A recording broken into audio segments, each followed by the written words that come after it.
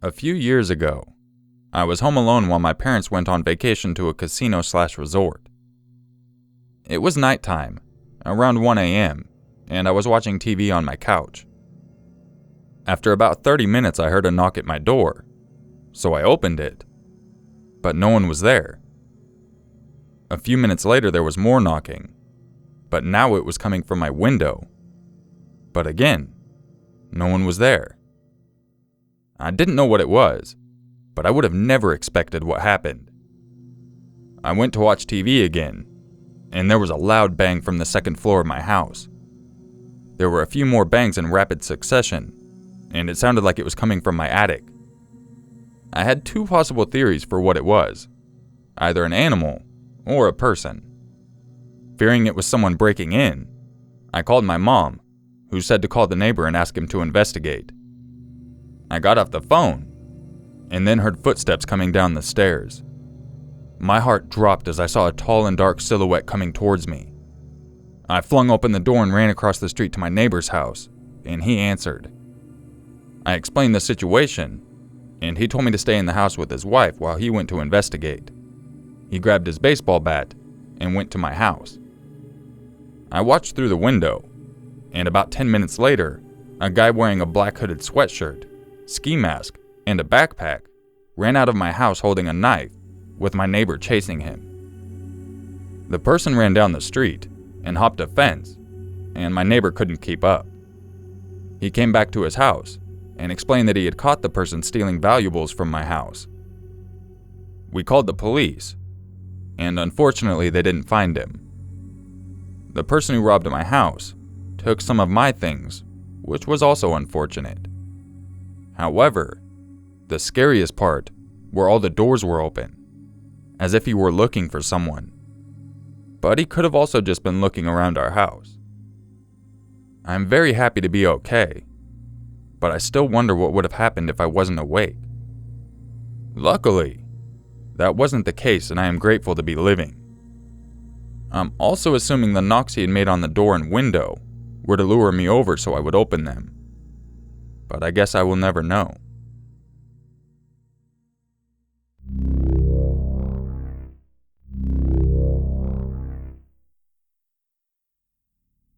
This is somewhat from my perspective, and somewhat from my brother's. He has a better memory than me, and I was only 6 at the time. One day, my brother Killian and I were playing outside at my father's house. My father lived in a pretty recluse area, and the only house close to us was my father's girlfriend's father's house. So my brother and I were pretty safe from other people. Killian wasn't really interested in playing anywhere near me, so he had wandered off. I didn't know where he went, but apparently he was building a bomb shelter in the dirt piles near the woods. I didn't notice. Because it was summer, it was hot outside and I was bored. Being an insistent and stubborn child, I was wearing a long-sleeved shirt and boots that were a little too big for a little kid, and my dad just let me. I desperately wanted ice cream, because I was overheating by choice. Apparently there were other houses near ours, because a man came walking up the gravel road, which struck me as strange. This area was usually so deserted that my father got away with letting me drive and crash his car into a ditch without anyone seeing or being harmed, in midday. The man smiled, and this part I remember. I don't really remember much else. He took a lick of his ice cream and asked, "Want some?" I nodded. Although academically I was a smart child, I was also incredibly naive. I would have gone with anyone for even the most thoughtless lie. I had obviously, like many kids, been told 1,000 times never to talk to strangers, and to never go with them. But I didn't understand why. I was also incredibly rebellious to authority, coupled with a lack of understanding, and that was a bad combination. To put it bluntly, I was dumb.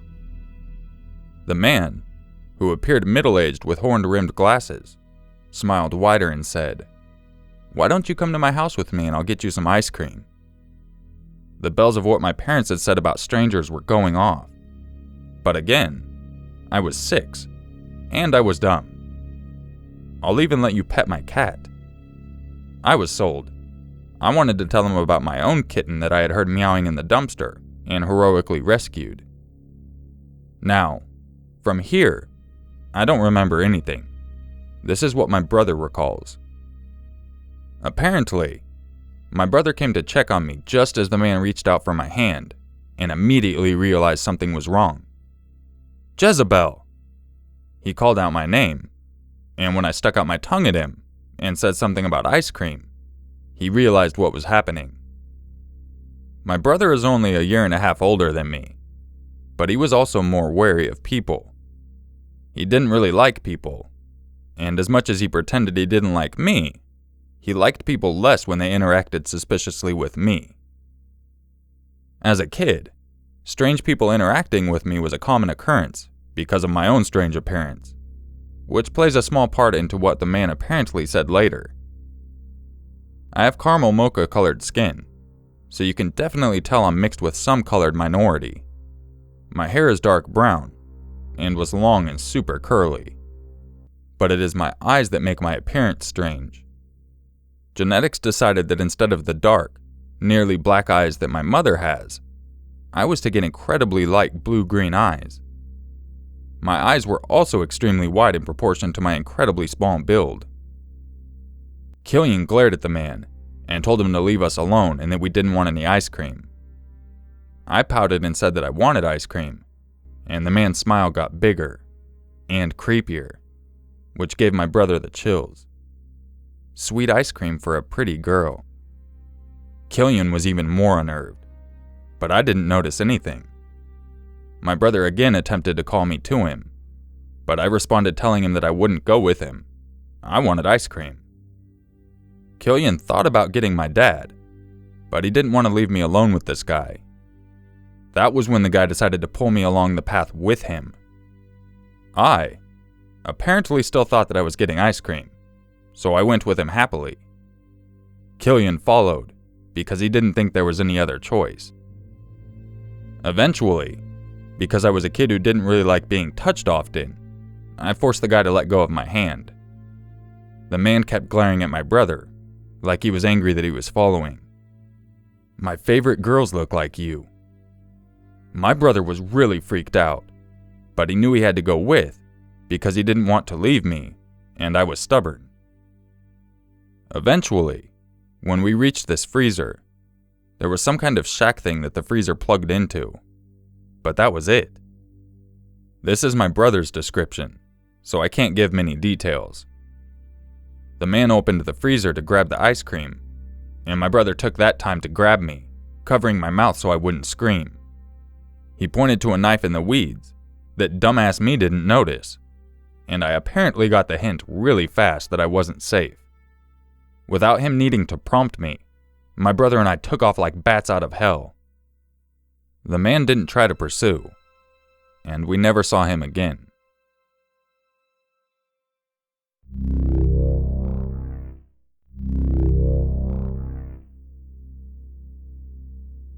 I was on vacation in Maine with my family, and decided to walk to a local tourist location with one of my friends who I was visiting in Maine, who I should also mention is a female, which will become important later in the story. As I walked to the tourist location, I heard an obnoxiously loud car behind me. When I looked back, I saw a crappy old white Acura going at least 90 miles per hour down the middle of the road. As the car zoomed past, it almost hit us, and I decided to try and impress the girl I was with, and flipped off the driver. I put both my middle fingers up to the driver, and didn't think anything of it, until he suddenly braked and started reversing at an increasing speed. Keep in mind, at this point he was at least 30 feet away now. We immediately started running back to our house, which was not far away, but when we got closer to the house, the car was very close, and I wouldn't have made it back to my house before the car reached me. I decided to jump down into some trees on the side of the road to hide in the bushes. Now I'm hiding in the bushes, scared shitless, my heart pounding in my ears, and about to cry when the car parks and the driver gets out of the car. When I saw the driver, my fear increased to a whole new level. He had an extremely scary face. His eyes were bugging out of his head, and he had the most angry face I had ever seen, which I could easily tell was due to some sort of hard drug. As he trudged into the woods, he started yelling into the trees, "You ready to die? I'm gonna kick your fucking ass," and other disturbingly aggressive and descriptive threats. I was still crouched in the bushes as he came closer and closer to my location, and before I knew it, he was 10 feet away and closing in. As he walked in front of me, he locked eyes with me and started stomping towards me. I immediately stood up and pleaded with him to calm down and not hurt me. For about 30 through 60 seconds, he stood in front of me with the same angry, drugged-out face, doing what I can only imagine is weighing his options and considering what to do. But suddenly, I was saved by a random voice calling out, "He's just a kid. We have to go." I looked ahead, and his girlfriend was now in the woods trying to pull the guy away from the situation. Luckily, he walked away and muttered, "It's your fucking lucky day." I have never been so scared in my life. He looked so angry and twisted. If I had to explain what drug it seemed like he was on, I would have to compare it to a cocaine, meth, or bath salts type of look.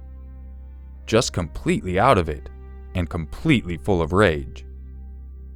So I want to give a special thank you to the crackhead's girlfriend for saving my 15-year-old ass from being killed or assaulted.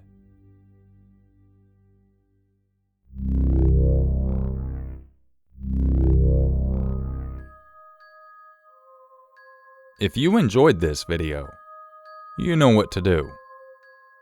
If you would like a chance to have your story featured in an upcoming video, check out the description for information on how to submit your stories. I hope you all have a great day, and I really appreciate you watching. And just remember, it's always scarier if it's true.